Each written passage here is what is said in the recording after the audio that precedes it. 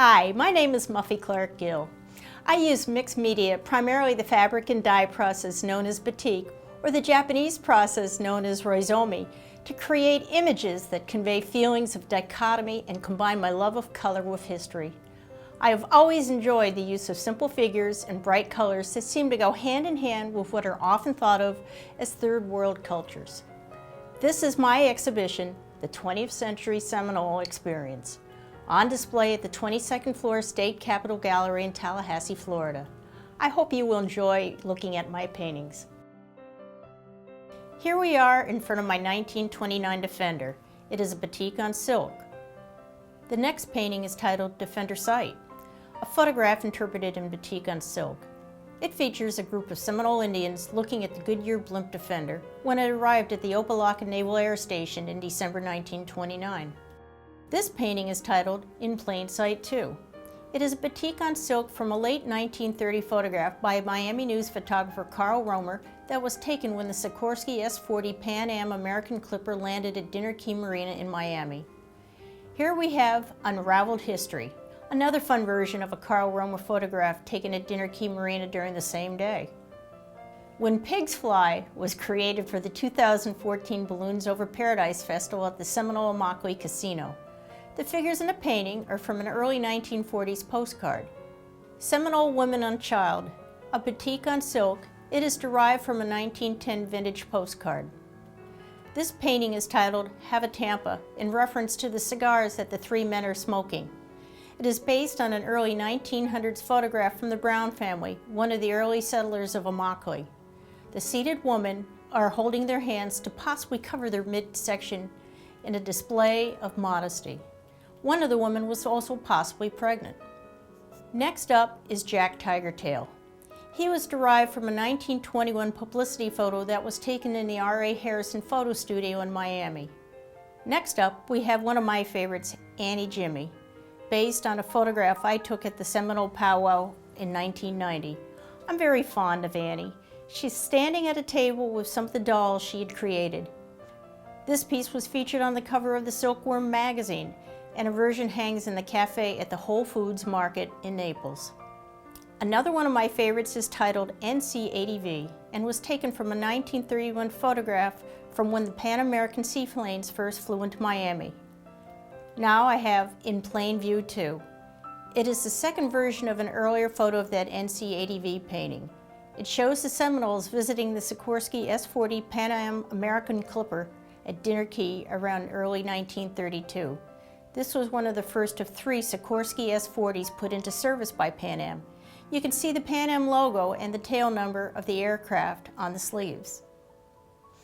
This painting is titled Hunters and is from an early 1900s postcard that was taken at a photo studio in Miami. Here is a detail of the women that were shown in the Have a Tampa image. It was created as a calligraphic plate, then enhanced with oil paint. The details are done with my grandmother's antique buttons, sequins, and modeling paste, and different little things that I picked up, including live bamboo leaves.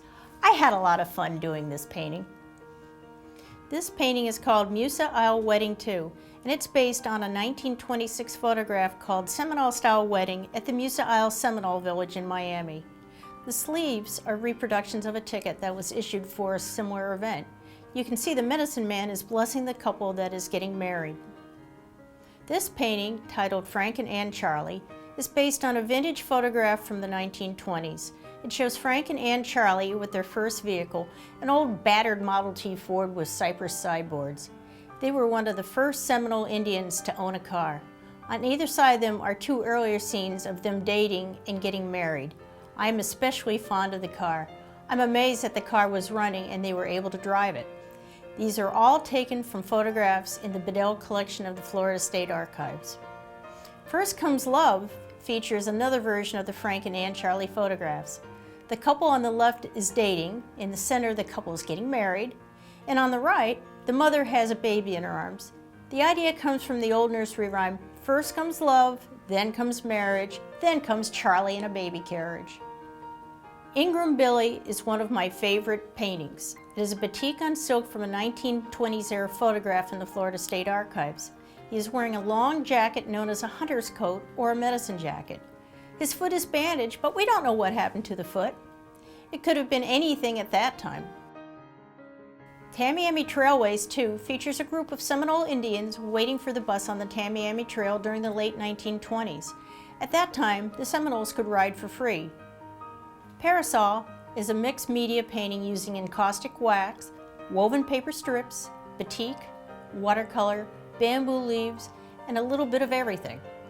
The image is derived from a 1900 vintage postcard. I just love the dynamics of the photograph. It is another image from the Florida State Archives. Here we have In Plain Sight. It is one of the first of my plane series. It features a view looking through the wing struts of the Sikorsky S-40 from early 1932. In addition to my larger works, I also create a selection of smaller works, photography, giftware, and accessories. You can see more of my tropical themed images and merchandise at muffyclarkgill.com. I enjoy hearing from people who have interest in or questions about my process and my art, so please reach out to me, muffy@muffyclarkgill.com. I'm available for demonstrations, speaking engagements, and exhibitions, and I look forward to hearing from you. Thanks so much.